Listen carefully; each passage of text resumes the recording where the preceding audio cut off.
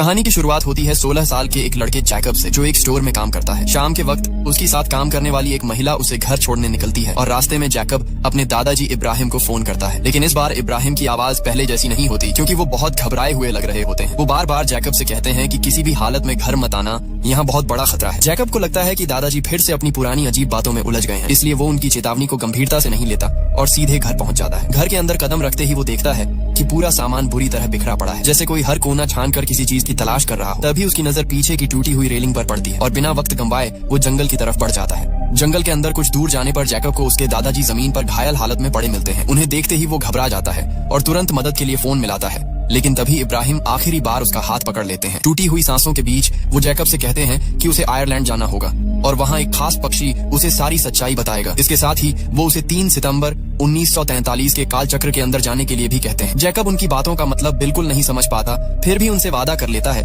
कि वो उनकी आखिरी इच्छा जरूर पूरी करेगा। अगले ही पल इब्राहिम हमेशा के लिए इस दुनिया को छोड़ देते हैं। तभी जैकब पीछे मुड़कर देखता है तो उसे कुछ पलों के लिए एक डरावना साया दिखाई देता है।